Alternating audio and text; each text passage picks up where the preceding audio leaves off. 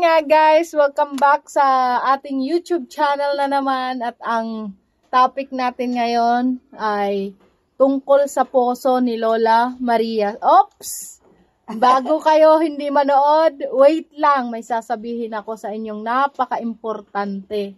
At saka, unang-una ay sana ay wag nyong i-skip ang ating ads para malaki-laki ang ating makuha kapag may sahod na tayo sa susunod na buwan. So, sana wag nyong i-skip at mag-subscribe kayo, mag-comment, i-share nyo ang maawa kayo ang ating mga vlogs dahil yung iba doon ay ilalagay natin sa paposo ni Lola. Kung naririnig nyo yung background natin medyo maingay dahil ngayon ay umuulan. So, ngayon nga guys, may sasabihin ako sa inyong sikreto. Unang-una, gusto natin magkaroon si Lola ng poso, ng sarili niyang poso dahil malayo nga yung pinag-iigiban ni Lola ng kanyang tubig, pinagkukunan at saka magastos palagi kapag nagpapaigib siya sa mga bata. Lagi siyang magbibigay ng pera, 100, depende kung magkano ang ilang. Kung mayroon mga bata. Opo. Depende sa galon, kung ilang galon ang ipapaigib ni Lola. So, yun, ang isang dahilan natin. Dahil ang tubig ay napaka-importante sa ating pamumuhay, maya-maya kailangan natin ng tubig. Si Lola, maya-maya naihi sa kanyang CR, kailangan buhusan, magsasaing, maghuhugas ng pinagkainan, kung ano-ano pa yung gamit ng tubig, di ba? Tapos magpapaigib pa siya para sa kanyang mga pananim, pinapadiligan yon. So, talagang napaka-importante para kay Lola ang tubig. At sana ay maintindihan nyo yon. At alam ko naman, yung iba sa inyo dito ay sasabihin, abusado na si Lola dahil ibinigay na natin lahat-lahat ng pangangailangan niya mula sa pabahay, kusina, kontador, kanyang kalan, electric fan, at kung ano-ano pa, diba? So, lulubos-lubusin na ni Lola ang kanyang paghingi sa atin ng tulong dahil ito ay huling malaking project na natin para kay Lola, ang kanyang poso. So sa susunod ay wala na siyang hihilingin sa atin na iba dahil sa pagkain niya mayroon naman, sa medisina niya ay meron na, may monthly na siya. So yun na lang ang kulang sa kanya ngayon dahil itong project na to ay kailangan natin ng malaki-laking pera, sabihin natin. Pero kung pagtutulungan natin yan, yung malaking pera na yan, ay kapag nagtulong-tulong tayo, ay hindi yan malaki para sa atin. Magaan yun. Kung mag-aambagan tayo. Yun ang ibig kong sabihin. So, ang sasabihin ko pala guys sa inyo, kaya rin tayo nagpupursige na magkaroon si Lola ng sarili niyang poso, ng tubig, ng supply ng tubig dahil may nasasagap akong balita na di ba dati si Lola Susana ay nandito sa kanyang bahay, ay binigyan natin ng bahay, ng tubig, gripo. So yung gripo na yon guys, parang may nasagap ako pero hindi pa ako sure talaga kung totoo.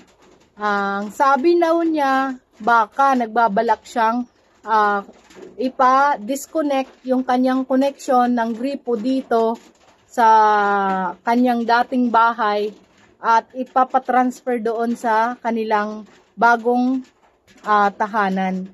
So, yun lang naman ang ating nasagap na chismis. Nagmamari. Bukod pa ito, tanamalay mo kung puso. Bukod pa dyan, kaya talagang pinupursige natin. Kung alam nyo, nagla-live na tayo sa TikTok para at least baka may magbigay sa atin ng maraming regalo may magbigay sa atin ng layon, ay sigurado akong isang bagsakan lang, pwedeng-pwede na tayo magpagawa ng poso ni Lola Maria. Kaya, yun ang pakiusap namin sa inyo, kung susuportahan natin si Lola sa kanyang huling malaking project na ito, ay sigurado akong magiging masagana na, masaya na si Lola sa kanyang buhay dahil wala na siyang problemahin na iba pa bukod sa kanyang pagkain na okay na, may monthly allowance na siya, Mayroon. may monthly allowance na matatanggap. So, ang pakiusap na lang ngayon ni Lola ay magkaroon siya isa na lang, magkaroon siya ng tubig dito sa kanyang tahanan. Dahil baka hindi natin alam, mga sa susunod na araw ay hindi na tayo pa anuhan ng gripo dahil na-disconnect na pala yung connection natin. Ang tawag doon, yung sa kontador ng tubig natin, dahil hindi naman kay Lola yon, kay Lola Susana naman yung tubig na yon. Nakikabit tayo kay Lola Susana ng tubig, kaya nagkaroon si Lola ng kanyang gripo.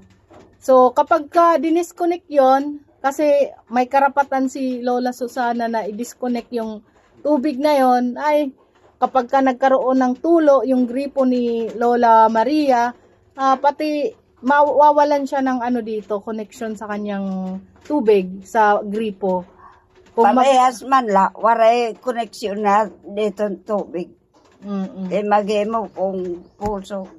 Ang sabi ni Lola, parehas lang din naman daw na baka mawalan siya ng koneksyon ng gripo niya sa nawasa na hindi naman napapakinabangan ng ilang buwan na. Baka sa susunod, baka mga November magkaroon ng tubig. Ganon din, wala ring silbi dahil baka ipa-disconnect yon ni Lola Susana dahil baka ipa-transfer doon sa kanyang bagong bahay. Hindi pa natin sure yun guys Sinasabi ko lang yun sa inyo. Kaya talaga naman nagpupursige tayo na magkaroon ng poso si Lola ng sarili niyang tubig dito para wala na siyang aalalahanin pa. So, ganon lang yun guys. Sana ay maintindihan nyo. At saka yung mga may mga nagdi-disagree na porque sabi maraming nagrereklamo sabi hindi lang daw si Lola ang pwedeng tulungan, marami daw nangangailangan ng ating tulong. So naiintindihan ko kayo guys. Ang lang dito kasi syempre nangako tayo kay Lola Maria na susuportahan natin siya hanggang sa kanyang huling hininga. So, buhay. Inaanuhan lang natin siya. Tinutupad lang natin ang mga pinangako natin sa kanya. Don't worry guys, dahil hindi lang naman tayo nakafocus kay Lola Maria dahil alam naman natin na marami talagang nangangailangan ng tulong dyan sa labas. So, ang ginagawa lang natin kay Lola ay pinagbibigyan natin ang kanyang huling request na na matupad, na magkaroon siya ng sarili niyang poso at sana ay matupad yun balang araw. So, ayan nga, sana suportahan nyo kami. Magla-live ako for 30 days. Depende yon kung ma-reach na natin yung goal natin na maitawa ang kanyang poso. Pag na-reach na natin yung pera na kailangan natin para sa kanyang poso, ay mag-stop na tayo ng pagla-live. So ngayon, araw-araw nating ila-live si Lola Maria para magkaroon siya ng mga gift na marireceive galing sa inyo. So, ayun nga yung sinasabi natin guys, na araw-araw tayo magla-live para ma-reach natin ang goal natin na magkaroon si Lola Maria ng sariling poso. Sa pamamagitan ng pagbibigay nyo ng regalo, ng gift kay Lola, ay pwede na natin yon ma-convert into cash kapag naging sapat na, ay maibibili natin ang pangangailangan dito sa poso ni Lola. At maipambabayad natin sa gagawa ng kanyang poso. So, ayun lang guys.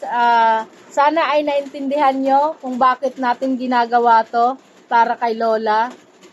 Hindi natin si Lola pwedeng pabayaan dahil unang-una, yun ang pangako natin at tutuparin natin yan. At isa pa, si Lola ay talagang kailangan ng tulong dahil siya ay mag-isa na lang sa buhay. Walang nag-aalaga sa kanya kundi ang kanyang sarili. Kaya, suportahan natin si Lola. Yun lang, thank you. Sana ay wag na kayong mangbash, wag kayong magsabi ng masasakit na salita dahil hindi yon ikakaganda ng ano lang nga pagsaing. Siya lang daw nagsasaing sa sarili niya. So Lola, ang sabi nila ay gamitin nyo na yung rice cooker nyo, tapos dito naman sa gasol nyo at saka sa kalan ay yun ang gagamitin nyo para magluto kayo ng ulam. Tubig at saka ulam. Opo. So yung rice cooker nyo, pwede nyo nang gamitin yan. Baka si Lola ay nagtitipid guys ng kuryente. Dahil, syempre, alam nyo naman, wala mang pambayad. Huwag kayong mag-alala, Lola, kasi sigurado naman tayo na mayroon nakalaan para dyan na pambayad nyo ng kuryente. Pero, syempre, hindi lang inaano ni Lola, hindi lang, tawag dito, hindi niya inaabuso yung kuryente niya. Kaya nagtitipid siya. Kung kailangan na hindi muna mag-rice cooker para hindi maano yung kuryente niya, hindi malaki. Kaya yun ang ginagawa siguro ni Lola. Tama, Lola? Oo. Para dere, ako palagi umihingi sa'yo. Sige, yun. Yun lang, guys. Thank you so much. Bye-bye. Bye. Bye!